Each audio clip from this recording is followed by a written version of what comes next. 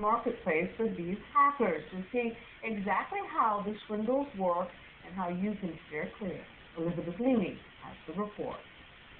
Identity thieves snatch tens of billions of dollars a year through credit card fraud. The perpetrators are a loosely organized international underworld working beyond the reach of the law. They're marked, every one of us. They can sit in an apartment in Kiev and steal your identity, and you're going to be in a world of hurt. It's big business. Credit cards are commodity items. They can go for as little as $2 or $3.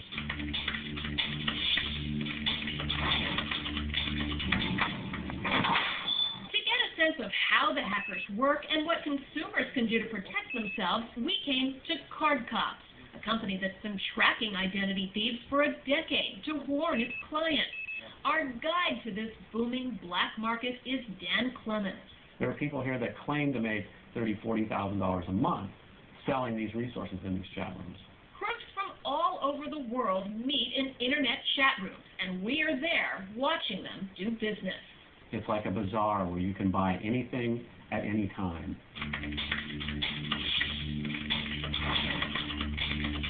First, we get a sobering lesson in how fast a thief can siphon money from your account.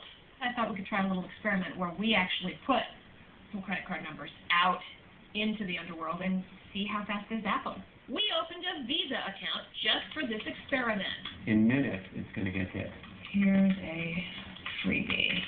It didn't take long, just 15 minutes before a hacker got hungry. Domino's Pizza. So there's your charge for $39.76. A lot of pizza. We learned from Domino's that the hacker used the internet to order a delivery to an address on this street in Massachusetts. A large Philly steak and 3 bread bowl pastas. Probably has bread.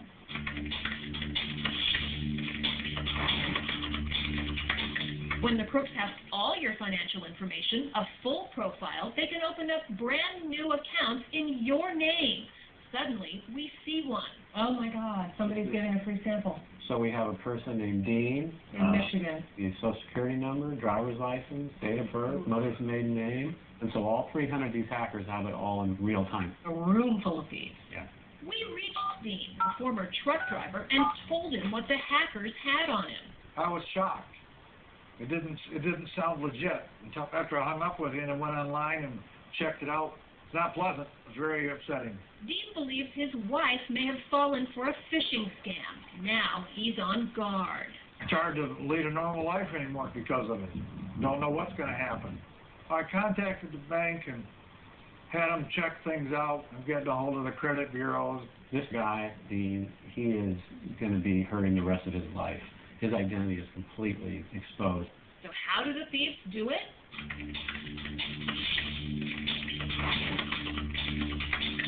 Phishing is still the #1 threat, where crooks send emails that look like they're from your bank and ask for all your financial information.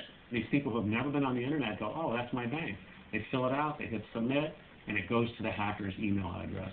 And then they have all of this person's information.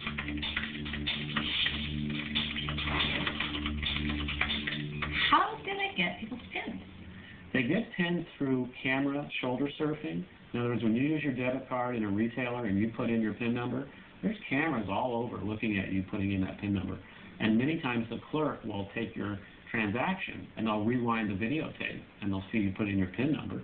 If there aren't any convenient cameras they can check, the bad guys install their own. Here's actual footage from a crook's camera. The victim's PIN, 1426.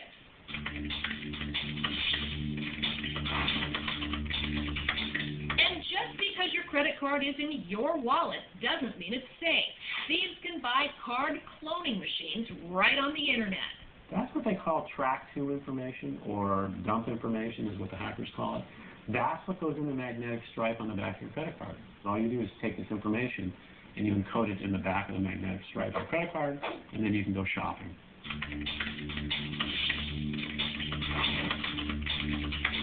Who is the typical guy in these chat rooms?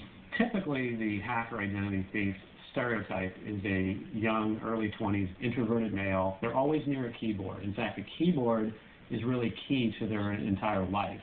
They used to be mostly Eastern Europeans, Russians, and people from Bulgaria, Romania. Now some of them have Asian names. They're in Vietnam. They're in China. So the identity theft and credit card stolen market has gone global. Law enforcement can do little to protect you from these crimes, so it's up to you. There's no DNA. There's no blood. There's no knife. There's no guns. So it's very hard to prove who committed the crimes here. Step 1, never give out your financial information online or on the phone unless you initiated the contact. You need to lock down, and there are lots of ways to lock yourself down personally. If you shop online like we all do, we recommend that when your credit card expires, you get a new account number from your credit card issuer, not a new account, but just get the new number, because that number is always sitting in the database. And you could have bought somewhere a year ago, and they just got hacked last week, and your information is going to be gone. Dan also recommends choosing a new ATM PIN number every 6 months. The Card Cop's final caution? It's sophisticated business. The criminals are getting smarter. And so should you. I'm Elizabeth Leamy for Nightline in Los Angeles. Sound advice for keeping your identity safe. Elizabeth Leamy reporting. So when we come back, a decidedly straight-laced product sold with the help of some very sexy ads. It's the GoDaddy Go way. It's working.